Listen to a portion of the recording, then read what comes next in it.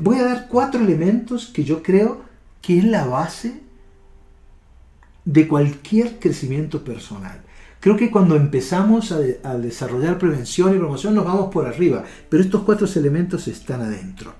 Es decir, las agencias de socialización, los agentes de socialización, las agencias son los colegios, los agentes son los padres, los profesores, todos nos enseñan que no podemos hacer nada de estas 4 cosas que voy a decir. Y yo pienso que las podemos hacer. De hecho, yo las hago, muchos de mis pacientes las hacen. Esa educación genera en nosotros, primero, esa educación sesgada, ese adoctrinamiento genera en nosotros un bajo autoconocimiento. ¿Por qué? Porque nos dicen, no te preocupes demasiado de ti mismo, no te ocupes demasiado de tu persona, porque eso te va a llevar a ser un individualista, eso va a llevar a que tú seas un egoísta salvaje. Entonces, la observación natural, que es mirarse a uno mismo, te la bloquean. Te la bloquean y te llevan a mirar hacia afuera. La mirada está afuera. El mundo está afuera. Y entonces empiezas a desarrollar una ignorancia de ti mismo. No hay una cultura de la introspección, ¿sí? Entonces empiezas a sentir ignorancia sobre ti mismo. Entonces lo que podría ser, no hablo solamente de mindfulness o de meditación, hablo de que lo que podría ser una reconstrucción interior, preocuparte por tu autorrealización, por la confianza en ti mismo, por la autodeterminación o la autonomía personal, por la autoeficacia, por todos los autos que quieras, no puedes hacerlo, porque no tenés acceso a tu interior. Esta primera parte es una parte de bloqueo. Entonces, ignorante de uno mismo. ¿Qué hay que hacer? Un giro. Hay que hacer un giro de 180 grados y empezar a mirarse uno mismo y darle tanta importancia a lo que te pasa adentro como a lo que le pasa afuera. Esa es la primera transgresión que vas a hacer, ¿sí? El segundo elemento es una obediencia ciega. Tienes que obedecer a determinados modelos de autoridad. No me refiero al Estado o a las leyes, sino a modelos de autoridad psicológico, ¿sí? A personas que saben mucho, a personas ejemplares. Ellos saben qué es lo que tenés que hacer, entonces le tenés que rendir pleitesía a esas personas. En tu vida puede haber muchas, el tipo que sabe mucho, el tipo que moralmente es un ejemplo, pero rendir pleitesía a las personas porque son más importantes que vos, eso implica que vos no estás, que te estás ubicando en una jerarquía inadecuada. Es decir, nadie es más importante que vos. Al menos sos tan importante como los demás. Pero ese estatus que adquieren esas personas hace que tú, sin darte cuenta, te doblegues frente a ellas, ¿sí? Entonces te doblegan. Y te doblegan para que tú le digas sí a estas personas y a lo que ellos enseñan. Y eso, si se te mete un personaje de estos a la cabeza, vas a tener que pedir permiso hasta para respirar, ¿sí? No digo que no haya que tener respeto, claro, hay que tener respeto a las personas que saben, pero el respeto no es sometimiento, la admiración no es sojuzgarte, venerar no es lo mismo que admirar, ¿de acuerdo? Esas personas te tienen que servir para inspirarte, pero para que vos desarrolles a través de esa inspiración tu propio potencial, tu propia creatividad, ¿sí? Pero si no haces eso, lo que vas a terminar es siendo un simple imitador. A mí me enseñaron que no había que desobedecer. Pues yo te propongo, en este segundo punto, una desobediencia responsable. ¿Y por qué digo responsable? Porque sirve para, está a favor de tu crecimiento personal y el crecimiento personal de otro, va a favor de los derechos humanos y no responde ni a la violencia ni a una pataleta, sino a que tenés que desobedecer ciertas cosas. Vean, yo estaba en el bachillerato, estaba en 5º año de bachillerato, estaba en una escuela técnica y la materia más difícil era el dibujo técnico, que en esa época había un tablero con una regla T y uno tenía que hacer un montón de cosas raras. Y teníamos un profesor que era insoportable, que era una autoridad destructiva, no una autoridad constructiva. Este señor nos ponía apodos a todos. Al tipo que era flaco le decía Fideo. Al tipo que que no era blanco, que era una persona de color, le decía oscuridad, ¿sí? A mí me decía anteojito, porque yo tenía unas gafas que eran como 2 culos de botella. Entonces siempre decía, a ver vos, Fideo, a ver qué nos llamaba. Entonces, anteojito, párese. Y yo me paré. Yo no sé qué me pasó ahí, porque a veces cuando la indignación ocurre, hay algo tan biológico, tan primitivo que te lleva a defender tus derechos y a decir no. Es la indignación que dije antes. Yo no sé qué me pasó con la voz temblorosa, que me temblaban hasta las gafas, el todo. Yo le dije, mi nombre es Walter. Se hizo un silencio total en el salón, éramos muchos. Y el profesor me dijo, ¿qué decís? ¿Qué decís? Y me empezó a apuntar con la regla T, ¿no? Y yo repetí, también con la voz temblorosa, mi nombre es Walter, pero me haces el favor, miren la mentalidad del tipo, ¿no? Me haces el favor y me respetás. ¿Cómo te atreves a decirme eso? Como si yo hubiese estado violando un derecho de él, era mi derecho. Es que yo quiero que me llamen por mi nombre, no me gusta que me pongan apodos. Entonces, por más que tenía miedo, había algo interior que me llevaba a desobedecer esa norma que se había instaurado en ese grupo. Entonces se acaba la clase aquí, se van todos al recreo, pero vos te quedás, me señaló a mí. Y yo me tuve que aguantar 20 minutos de cantaleta. Finalmente en un papelito me puso, mira, tú tienes un problema de carácter, me dijo. Entonces te tienes que tomar tal tranquilizante que lo venden sin receta. Me hizo una receta y me fui. Bueno, nunca más me llamó anteojito, pero tampoco me dijo Walter. Me señalaba, a ver vos, parate, ¿no? Y en los pasillos todo el mundo comentaba del italiano que había sido capaz de enfrentar a este monstruo que tenía, era un ogro, que tenía una autoridad porque representaba al colegio, a la estructura del colegio, y el colegio era el que mandaba. Entonces, ¿a cuántas cosas obedecemos? ¿Por qué tengo que obedecer a las cosas que me han puesto dentro? ¿Sí? Entonces yo no estoy diciendo que haya que hacer una insubordinación política, no, estoy hablando de una insubordinación psicológica. No voy a obedecer a aquellos preceptos que me dañan a mí o dañan a otros. Obviamente no es políticamente correcto esto, ¿no? Un tercer elemento.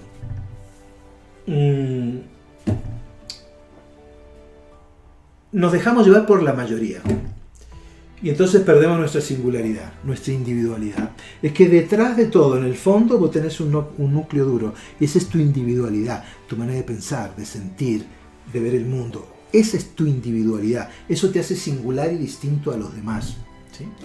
Y cuando no vas en la manada, cuando no vas en la tropa, cuando no te pones el uniforme como la mayoría, te van a decir que sos una oveja negra. No rosada ni amarilla, negra.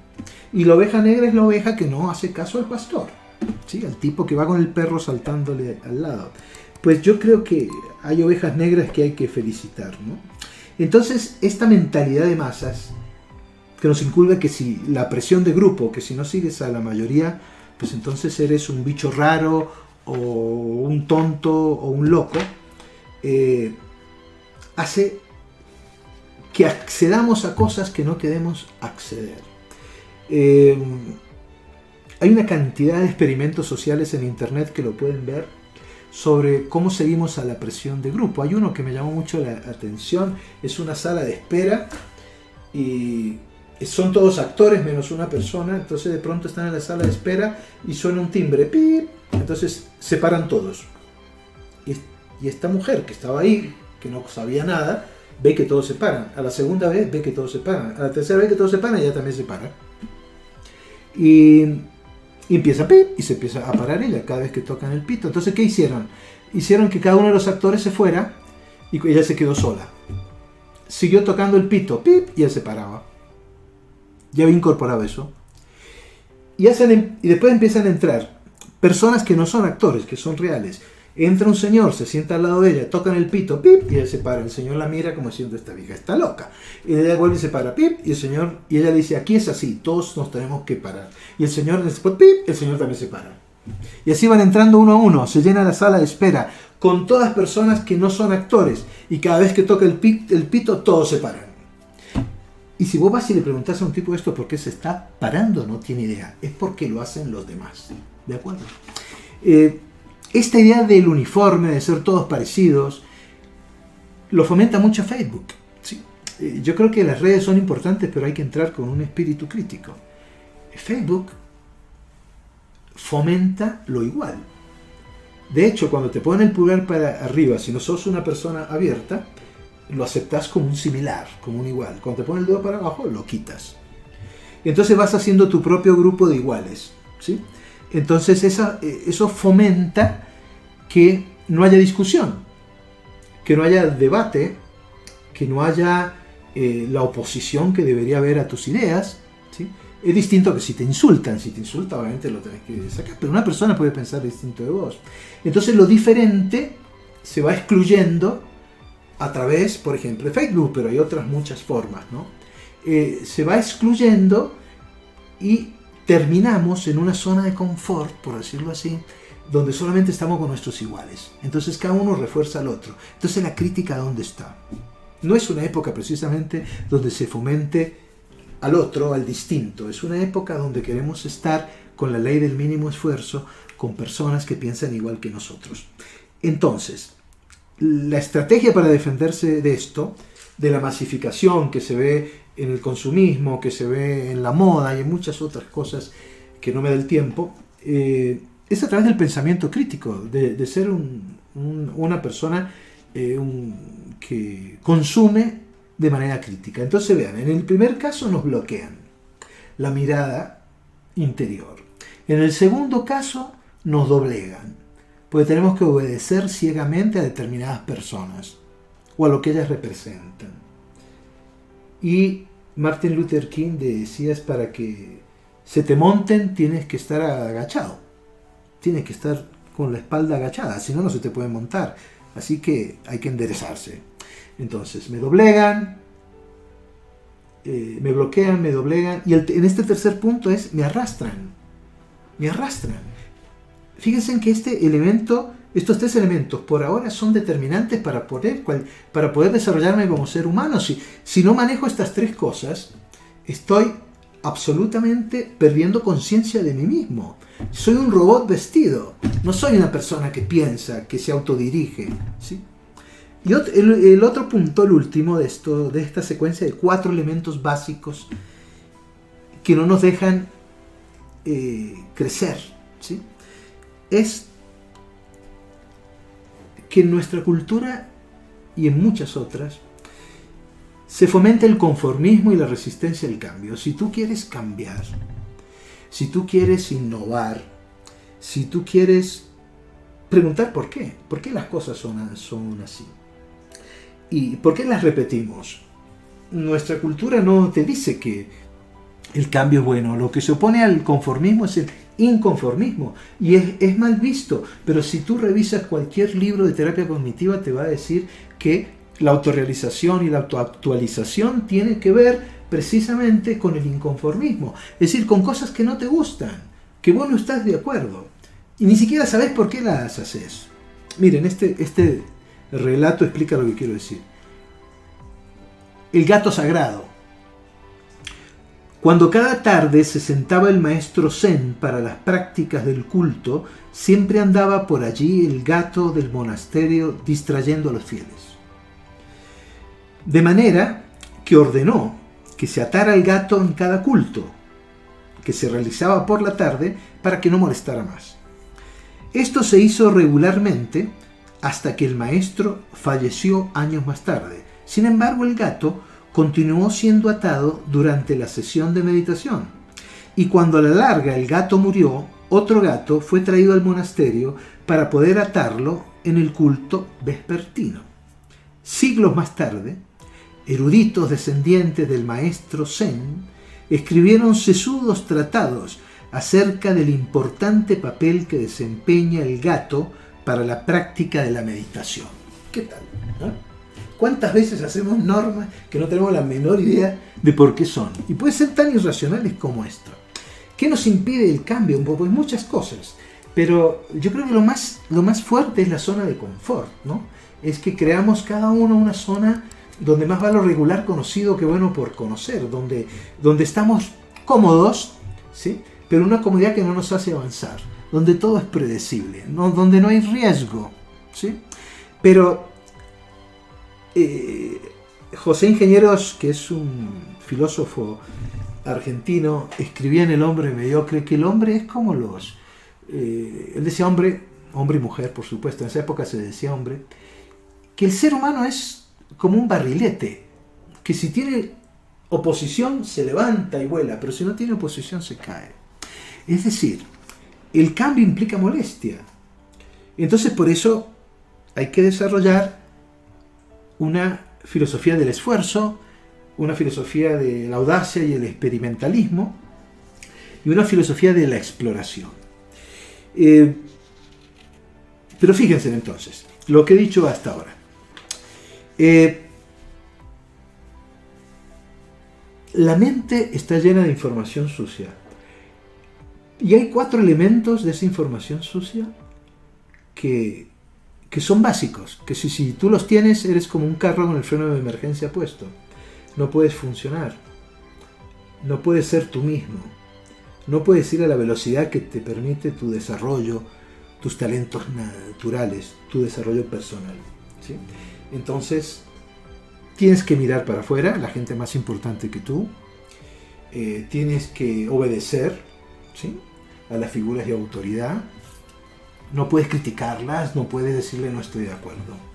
Tienes que seguir a la mayoría para que no seas un bicho raro y tienes que seguir la tradición, por más absurda que sea. Hay tradiciones que son bellísimas, que son hermosas, pero hay tradiciones que son tontas, o son peligrosas, o atentan contra los derechos humanos. Piensen en la tradición del matrimonio infantil, bueno, ¿sí? Y todavía hay alrededor de 70 países que castigan la homosexualidad. Hay tradiciones que no hay que seguir. Entonces esa tradición te aplasta, no te deja avanzar, porque tenés que responder a los criterios ajenos. Entonces, ¿qué propongo? Una mente empoderada, que puede mirar para donde quiera. Una mente irreverente, que no voy a rendir pleitesía a los modelos de autoridad destructivos. Una mente singularizada, soy yo, ¿sí? Por más que esté en la multitud, por más que esté en una relación interpersonal, por más que sea que me meta a la sociedad, a vivir en sociedad, soy yo, único e irrepetible, ni mejor ni peor que otros.